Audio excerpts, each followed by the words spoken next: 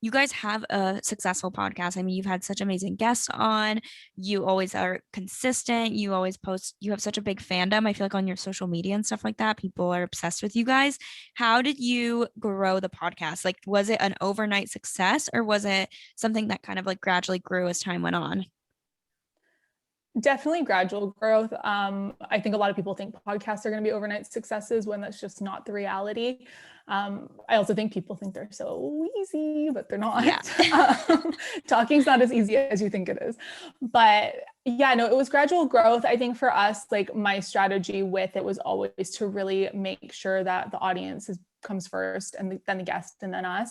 And to like make sure we're always adding value within each episode. And I wouldn't say like we have a specific, like we're not all mental health, but we like our niche is like we call ourselves digital version of the happy hour because we talk about like literally anything and everything that you would sit down with your girlfriends at happy hour and chat about. So like there's seriousness, there's heart to hearts, there's learning, but there's also like laughs about the stupidest stuff.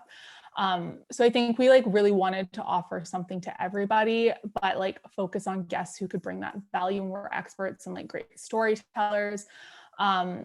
And then like one thing I would say if you have a podcast is just really like setting your guests up for success. So like making sure they kind of feel prepared and excited, and like that will help them want to share the episode. They'll feel like they were comfortable on the mic. They're going to be excited. Like send them cute branding, ask them for the photos that they want to use for social media because they're more likely to share it. So like cross promotion there. Yeah, I feel like having guests on is, if you do have guests on, it's so important to like want the guests to share and be a part of it and not just like an 100%. obligation to come on your show, you know? Yeah. Definitely. I think obviously Bailey just nailed that answer, but and she said in the beginning, like focusing on our audience, we really try hard to always respond to DMs and be present and talking to our friendships at all times. So I think that's really important because you don't want to let those message requests pile up because those are potential new dedicated listeners. Yeah. Community's huge. Like we have such incredible people who listen every single week. We call them our friendships. And like we'll see the same names pop up over and over again and like do listener questions. And it's so fun. I also think like with podcast growth, you have to get so creative in how you distribute. Like don't just put an episode out and then like never promote it again. Like say we had Lisa Vanderpump on the podcast in a new, I mean, she's not on the show anymore, but like manifestation. Manifestation. But say like she was on Housewives and a new season airs, like we would do a throwback.